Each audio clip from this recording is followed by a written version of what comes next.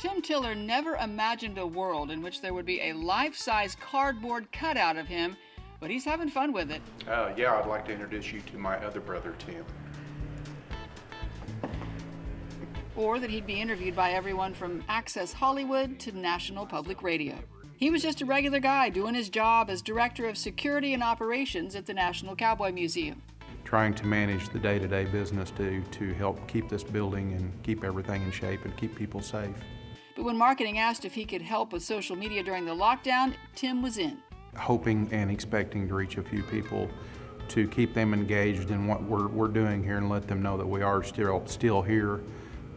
We had no expectations of doing what we did, which is reaching worldwide.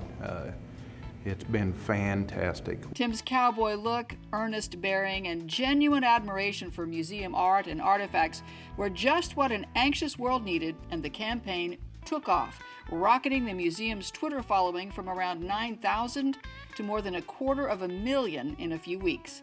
Tim credits the marketing staff and coronavirus captivity for making it work. We saw Australia, the UK, the Netherlands. It was very surprising. We did not expect to reach that far.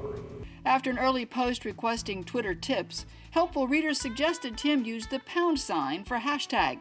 That led to his first post with hashtag the cowboy, which along with his sign-off, "Thanks, Tim," became the social media signature of the world's most famous museum security guy. Yeah, I think the fact that I'm just a security guard, that I'm just your average ordinary person, I think that definitely helped draw people in. Tim's daily posts were a quarantine ritual for many of us, wondering whether he was really walking the empty museum galleries with his campfire mug and coming up with his own hilarious material, or whether it was a brilliantly played media campaign was just part of the fun.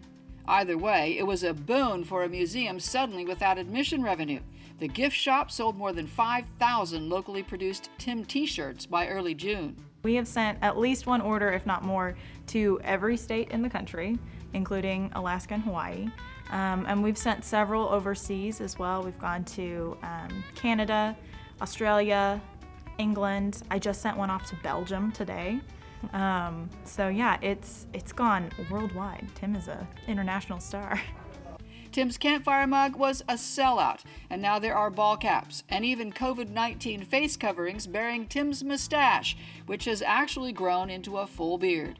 Tim says that's about all that's changed for him. I still go home to my wife and spend time with my wife and my grandkids, and really none of that has changed. And so far, no problems to report with paparazzi. No, not yet. I'm okay with that. Mostly Tim's just happy to keep working at a place that brings to life the American West. It's a very unique place to work. Not everybody gets to work at somewhere that they love. And if you pay the Cowboy Museum a visit, we're pretty sure you'll love it too. For Discover Oklahoma, I'm Jennifer Reynolds.